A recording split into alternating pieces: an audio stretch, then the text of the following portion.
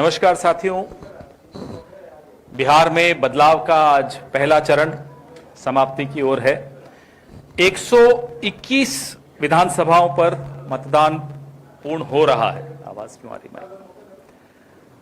पता चल रहा है कि 60% के लगभग हुआ है। पहले क्यों नहीं आप लोग सेट करते? लेकिन जो आक्रोश और जो गुस्सा लोगों के चेहरे पर दिख रहा था, मशीनों पर भी वो आक्रोश और गुस्सा दिखेगा। आज ये स्थिति रही कि बिहार के कई भाजपा नेता, विधायक, उम्मीदवार, यहां तक कि उप मुख्यमंत्री खुद, उन्हें आज भारी विरोध का सामना करना पड़ा। ये आने वाले कल यानी कि 14 तारीख को क्या होने वाला है, स्पष्ट अंदेशा इससे दिख रहा है। यह पता चला कि बिहार का मतदाता पूरी तरह जाग उठा है, लेकिन यह भी पता चला कि बिहार का मतदाता तो जाग रहा है, चुनाव आयोग सो रहा है या सोने की एक्टिंग कर रहा है, ड्रामा कर रहा है, नाटक कर रहा है। अनेक उदाहरण हमें ऐसे मिले दिन भर में, आप सब साथियों के माध्यम से और सोशल मीडिया के माध्यम से, जहां सरेआम यह स्पष्ट हो गया कि एसआईआर नाम की एक्सरसाइज एक ढकोसला थी। यहां तक कि भारतीय जनता पार्टी के पूर्व सांसद राकेश सिन्हा, फरवरी में उनका ट्वीट आप जैसे साथियों ने निकाल के सामने रखा, जब वो दिल्ली में द्वारका में वोट डाल रहे थे, आज बेगूसराय में भी वोट डाल रहे थे। ये एसआईआर हुआ है। न केवल राकेश सिन्हा, भारतीय जनता पार्टी के और कई प्रकोष्ठों के अध्यक्ष, कोई संतोष ओझा, ऐसे अनेक उदाहरण, 5-7 उदाहरण हैं और भी आ रहे हैं लगातार, जो दिल्ली में भी वोट दे रहे हैं, यहां भी वोट दे रहे हैं। और चुनाव आयोग बार बार एसआईआर कर करके ऐसे लोगों का नाम काटने का षड्यंत्र रच रहा है जो उसे लगता है कि भारतीय जनता पार्टी या गठबंधन, जो एनडीए का गठबंधन है, उनको वोट नहीं देते। आज भी प्रयास पूरा हुआ, दानापुर की तरफ नाव बंद कर दी गई। ऐसे अनेक उदाहरण मिले, लोगों के नाम कटे हुए। हम खुद, काफी साथी हमारे घूम रहे थे, आज जो भी मिले हमें बता रहे थे कि कई जगह लोग रुआंसे होकर पोलिंग बूथ से वापस लौट रहे थे।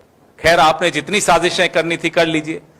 भारी बहुमत से तेजस्वी यादव जी मुख्यमंत्री बनने जा रहे हैं, महागठबंधन की सरकार बनने जा रही है, और इन सारी साजिशों पर पानी फेरने हम जा रहे हैं। जो विरोध का सामना विजय सिन्हा को करना पड़ा और इनके उम्मीदवारों को करना पड़ा, उम्मीद है कि दिल्ली में जो साहब बैठते हैं वो भी देख रहे होंगे कि ये दरअसल ये हो रहा है। ये इनके खिलाफ आप कितने ही अरबों करोड़ों खर्च करके अपने विज्ञापन देते रहते हैं, पूरा शहर का शहर रोक देते हैं, होटल सारे बुक कर लेते हैं, सड़कें जाम कर लेते हैं और एक इवेंट्स बना बना के दिखाते हैं। होना कुछ नहीं है, क्योंकि बिहार का मतदाता गुस्से में आज वोट दे रहा है।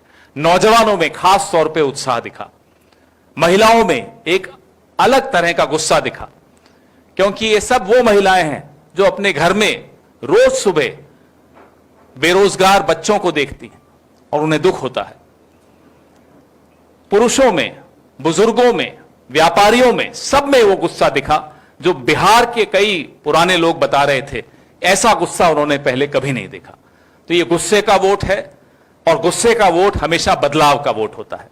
ये बदलाव का भारी बहुमत 121 सीटों पर आपने देखा, और अगले चरण में 11 तारीख को जो 122 सीटें बची हैं, उसमें भी यही मूड, कमोबेश इससे ज्यादा मूड खराब है लोगों का। और उम्मीद करते हैं कि 11 तारीख की शाम को फिर आपसे मुलाकात करेंगे और फिर से हम मुस्कुराते हुए चेहरों के साथ आपको बताएंगे कि क्या हो रहा है। अब आपके सवाल। पवन जी, कल राहुल गांधी ने जिस तरीके से ब्राजीलियन मॉडल का फोटो दिखाया प्रेस कॉन्फ्रेंस में, जो वोट चोरी की बात कही, आपको लगता है कि क्या उसका असर आज बिहार में पड़ा है? जिस तरीके से जो वोट चोरी की बात थी, क्या बिहार के मतदाता उससे इंपैक्ट हुए हैं? ना केवल बिहार के मतदाता, काफी हद तक हमने रिटर्निंग ऑफिसर्स भी हैरान थे कि उनसे क्या क्या करवाया जा रहा है। मैं ज्यादा नहीं बोलना चाहता अभी, क्योंकि कुछ नियम से हम बंधे हुए होते हैं, हम सब, आप भी। लेकिन अफसरों तक को लग रहा है कि उनके हाथों लोकतंत्र का कत्ल नहीं होना चाहिए। और यह एक बहुत बड़ा परिवर्तन है कल और आज के बीच में। हमारे कई साथी हैं बिहार के जो राजनीति में सक्रिय हैं, पत्रकारिता में सक्रिय हैं, कुछ अधिकारी हैं, बहुत परेशान हैं वो अधिकारी। वो नहीं चाहते कि आने वाली नस्लें, आने वाली पीढ़ियां उनको जिम्मेदार ठहराएं लोकतंत्र के इस कत्ल का। जो कल राहुल गांधी जी ने प्रेस वार्ता की, आंखें खोल देने वाली प्रेस वार्ता थी। 25 लाख फर्जी वोट और 22,000 से कांग्रेस पार्टी हारती है हरियाणा में। ब्राजीलियन मॉडल एक बहुत बड़ा उदाहरण था। आप सब वोट देते हैं, कई बार दे चुके होंगे, आप तो नौजवान हैं, एक आध बार ही दिया होगा। लेकिन ब्राजीलियन मॉडल वाला जो उदाहरण है, जब आप वोट देने जाते हैं तो आपका जो स्लिप होती है वो देखा जाता है, लिस्ट में आपकी फोटो और फिर आपका चेहरा से उसकी टैली किया जाता है, तुलना की जाती है, उसके बाद आपको वोट देने की अनुमति होती है। ये जब सामने आपके ब्राजीलियन मॉडल की फोटो है तो आपने वोट देने की अनुमति कैसे दी? बहुत गंभीर सवाल ये उठ रहे हैं। आज दिन भर हम देख रहे थे कुछ, मैं उनको भूतपूर्व पत्रकार कहूंगा, आजकल वो एंकर हैं, तो जो भूतपूर्व पत्रकार, उनको अगर पत्रकार कहूं तो आप सबका अपमान है, इसलिए उन्हें पत्रकार नहीं कहूंगा। तो जो भूतपूर्व पत्रकार हैं वो लोग बड़ी कोशिश कर रहे थे, और हैरानी की बात है कि वो डिफेंड कर रहे हैं। हम चुनाव आयोग पे सवाल उठाते हैं, पहले बीजेपी उनको डिफेंड करने आती है, जवाब देने आती है। अब भूतपूर्व पत्रकार यानी कि आज के एंकर कुछ वो डिफेंड करने आते हैं, कह रहे साहब ब्राजीलियन मॉडल इतनी दूर से आई और इतने जगह पर जाकर वोट दे गई। महामूर्खों, इतना तो समझो कि वो खुद नहीं आई थी, उसका चेहरा, उसकी फोटो इस्तेमाल हुई थी। अब मुझे बोलने में बड़ा अटपटा लगता है, महामूर्ख, हमारे सब साथी हैं ये लोग, ये जो एंकर ट्वीट कर रहे हैं। आप भी जानती हैं किसके लिए बोल रहा हूं, आप सब जानते हैं किसके लिए बोल रहा हूं कि ब्राजीलियन मॉडल इतना दूर से कैसे आई। अरे भाई, आईटी सेल ने आपको कुछ बना के भेज दिया, आप यूं ही पढ़ लेंगे, अपना दिमाग नहीं लगाएंगे। इतनी मूर्खता आज का पत्रकार तो नहीं कर सकता, ये भूतपूर्व पत्रकार कर दे, कर सकते हैं। दूसरा सवाल, आपने कहा कि एसआईआर जो है वो बिहार में घोषणा था, उससे कोई चुनाव व्यवस्था में सुधार नहीं हुआ, हालांकि एसआईआर अब बाकी राज्यों में भी होगा।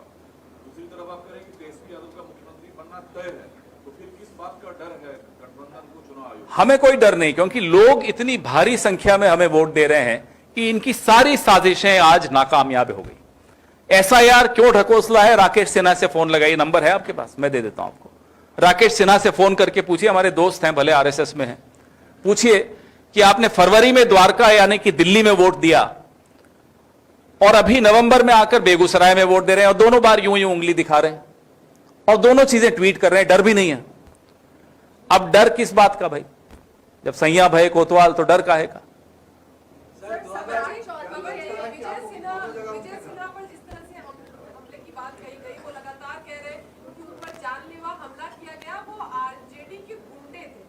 भाई देखिए, प्रशासन तो उन्हीं का है, तो हम तो बार बार कह ही रहे हैं कि साहब आपका ये गुंडा राज चल रहा है, अब इसको खत्म करना है। आज उस गुंडा राज के शिकार आप खुद हो गए, क्योंकि लोगों का भी गुस्सा है। हम हिंसक प्रतिरोध या विरोध के खिलाफ है, क्योंकि हम ऐसी पार्टी हैं जो बिना हिंसा के विरोध करके अंग्रेजों को भगा दिया था, तो हिंसा के खिलाफ हैं, लेकिन विरोध तो है। जब आप विरोध के सारे दरवाजे बंद कर देंगे तो जाहिर सी बात है सड़क पर गुस्सा दिखेगा आपको, जो आज इन सबको दिखा। सर 2020 में मैंने आपसे सवाल किया था कि जो चुनाव हो रहे थे उसमें महागठबंधन अच्छी पोजीशन में था और सरकार बनाने वाला था। मैंने ये पूछा था कि ये जो ईवीएम को हैक करते हैं उससे कैसे निपटेंगे आप? वही सवाल फिर आज मैंने, मुझे याद आ गया, आपने 2020 में पूछा था, आप अभी भी वैसे के वैसे, मेरे बाल सफेद हो गए। ईवीएम पे कई चर्चाएं हो रही हैं, होती रहती हैं और होनी भी चाहिए। बड़ी स्वस्थ परंपरा है ये कि चर्चा होनी चाहिए, कोई भी पूर्ण विराम नहीं लगता किसी भी थ्योरी पर। कोई नया जानकारी अगर आपके पास है ईवीएम्स के विषय में तो हमसे भी साझा कीजिए। हम लगातार प्रयास कर रहे हैं, हमारे नेता राहुल गांधी लगातार प्रयास कर रहे हैं कि चुनाव पारदर्शी हो, वोटर्स लिस्ट पारदर्शी हो, चुनावी प्रक्रिया पारदर्शी हो, चुनाव आयोग निष्पक्ष हो, चुनाव आयुक्त स्वयं किसी की साइड न ले, राजनीति न करे, जैसा कि ये क्या नाम है, ज्ञानेश गुप्ता करते हैं। दोनों वही पूछ रहे हैं। वो कह रहे हैं कि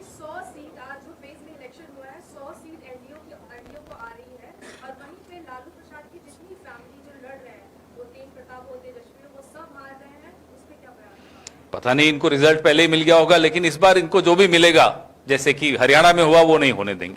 इस बार वोटर जिस गुस्से से, जिस भारी संख्या से निकला है, इनकी ये तमाम षड्यंत्र, तमाम साजिशें बिल्कुल इस बार फ्लॉप शो हो जाएंगी, नाकामयाब रहेंगी। आप लोग का आकलन क्या है? जैसे वो कह रहे हैं कि 121 में 100 तो हम जीत रहे हैं। हमारा आकलन है, बिहार ने बदलाव के लिए वोट दिया और भारी गुस्से में वोट दिया, और गुस्से का वोट, जैसा कि मैंने कहा आपको, बदलाव का वोट होता है। हो जाने दीजिए अगले चरण का भी। इसे 121 की शाम तक, रात तक हमारे पास भी हमारे उम्मीदवार अभी थोड़े फ्री हो जाएं। हम हवाबाजी जैसे ये पतंग चलाते हैं वैसे हम काम नहीं करते, सम्राट चौधरी या जो भी उनका नाम है। लेकिन हम इतना बता दें कि 4 बजे के लगभग हमारे वॉर रूम ने तमाम कैंडिडेट से जरूर बात की थी। बता सकते हैं इनके, साझा कर सकते हैं? सबसे बात हुई थी, आंकड़े भी लेने की कोशिश की सबसे। कोई ऐसी आवाज हमारे वॉर रूम ने नहीं सुनी जो मायूस हो। अब इससे ज्यादा और क्या बोलें? सब खुश थे, सब प्रसन्न थे। एसआईआर का मुद्दा आप लोगों ने इतना ज्यादा उठाया, वोट चोरी की बातें की, जनता को आपने ये बताया कि वोट का महत्व क्या होता है। बावजूद इसके तेजस्वी यादव और राहुल गांधी ने इसकी जिम्मेदारी ली थी कि जो लोग वंचित हैं, जिनका नाम कट गया है, उनके नाम हम जुड़वाने के काम कर रहे हैं। लेकिन सुबह से जब हम बूथों पे मौजूद थे, कई ऐसे लोग हैं जिनके नाम आज भी कटे हुए हैं और वो शिकायत कर रहे थे कि हम जाए तो जाए किसके पास। ऐसे लोगों के लिए आप क्या? नहीं, ये है, बात सही है आपकी। ऐसे लोगों के लिए रास्ता यही है जो आज बिहार ने दिखाया। बिहार ने ये समझते हुए, ये स्थिति को भांपते हुए, आज ऐसे लोग भी वोट देने निकले जो हमें बता रहे थे कि पिछले 3 इलेक्शन में उन्होंने वोट नहीं दिया। ये एक बहुत पॉजिटिव बात है, सकारात्मक बात है कि लोग चाहते हैं कि राहुल गांधी ने और तेजस्वी यादव जी ने जो बीड़ा हाथ में उठाया है कि लोकतंत्र न हारे, उसको कामयाबी दिलाने के लिए आज लोग भारी संख्या में इसीलिए निकले। और जब हम सरकार में आएंगे, ज्ञानेश जी सुन रहे होंगे, नहीं सुन रहे हो तो आप सुना दीजिएगा। ज्ञानेश कुमार गुप्ता जी, ये ध्यान रखिएगा, हम आपको देख रहे हैं और आगे भी देखेंगे। सर, पिछली बार काउंटिंग के समय जिस तरह से 5 बजे के बाद काउंटिंग रोक दिया जाता है, फिर चालू होता है और जो जीतते हुए प्रत्याशी हार जाते हैं और हारे हुए प्रत्याशी जीत जाते हैं। करके दिखाएं, इस बार क्या करेंगे आप लोग? करके दिखाएं, इससे ज्यादा नहीं बोलेंगे। देख लें, हम भी देखेंगे, करके दिखाएं। धन्यवाद।